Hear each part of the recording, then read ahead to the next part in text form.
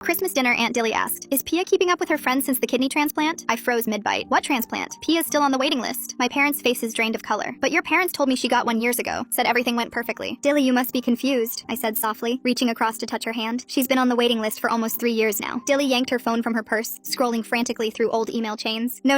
Your parents told me that you got lucky with a transplant almost straight away. See?" She scrolled through dozens of emails from my parents, all detailing Pia's miraculous recovery. "Look at this one from last year. Pia's doing wonderfully, back to being a normal kid. And here, she just started dance class again." Her hands trembled as she scrolled further. "They sent me pictures of her at a birthday party. Said she was thriving." My heart pounded. Pia hadn't been to a birthday party in 3 years. She'd never taken dance. "And here, they said you turned down my offer." "What offer?" My voice barely came out. "To donate. I got tested right after Pia's diagnosis." She pulled up an old medical document. "I was a match. Not just compatible. A perfect match." My legs gave out. "You offered to donate my daughter a kidney?" I whispered, voice shaking. She nodded. "Your parents said you weren't comfortable accepting an organ from me." Her voice broke completely. "They said you cried when they suggested it." The dining room went absolutely still. Even the grandfather clock seemed to stop ticking. "We can explain," Dad mumbled, shrinking into his chair like a child. "Explain what?" I was on my feet now, my chair crashing backward into the china cabinet. "That you lied about my daughter's health? That you let her suffer while a perfect kidney was available?" Mom's makeup ran in black rivers. "We just didn't think it was the right time." "You didn't think it was the right time for what? For my daughter's life to be saved?" Dad rolled the peas around on his plate, staring at the ceramic like it was enough to make him invisible. "After what Dilly did with David, we thought it was best to keep our distance." "This is about her affair?" The words ripped from my throat. "From 10 years ago? You let my baby suffer over your pathetic grudge?" My dad looked at me with pleading eyes. "We were just trying to do what's best for you, honey. For Pia." My mind raced through every agonizing detail. Birthday parties in hospital rooms instead of parks. No swimming lessons, no sleepovers, just the endless cycle of treatment. 3 years of dialysis, 4 hours at a time, 3 times a week. I'd sold my wedding ring to a pawn shop just to survive, borrowed money from people I shouldn't have, worked 3 jobs until I collapsed from exhaustion, all while my aunt was right there, practically begging to donate. She asked me if she was going to die. Tears were streaming down my face. "Do you understand that?" My 8-year-old daughter looked me in the eyes and asked if she was going to die. Dilly had collapsed into her chair, sobbing so hard her whole body convulsed. I could have saved her. I wanted to save her. I pulled up photos on my phone, Pia hooked to machines, the blood she'd vomited last week, her growth chart showing how far behind she'd fallen, $200,000 in medical debt, while you told the world she was cured. I grabbed Pia's latest medical report from my purse, hands trembling as I read. Her heart is damaged from the strain. The nephrologist says she might not even survive surgery now because her body's so weak. You didn't just hide help. I looked them dead in the eyes. You might have killed her. Mom's body convulsed with sobs. Even she understood the monstrosity of what they'd done. Dilly stood suddenly, pulling out her phone with newfound determination. "We're getting retested tomorrow. I'm calling the transplant coordinator right now." She was already dialing. "We're moving Pia up the surgical schedule immediately." Dad reached out desperately. "You can't just cut us out. Watch me." The words came out like ice. "You had 3 years to tell the truth, 3 years of chances while she suffered." At the door, I turned back one last time. My parents sat frozen at their ruined Christmas dinner, the weight of their crime finally crushing them. "You better hope she's strong enough to survive what you did to her." Fast forward 2 months later, when Pia was finally having the surgery. The surgeon came to me in the waiting room. Her heart was too weak from all those years of dialysis. It couldn't handle the surgery. I already stopped listening, because there was just one thing on my mind: making my parents pay. Full story on channel, link below.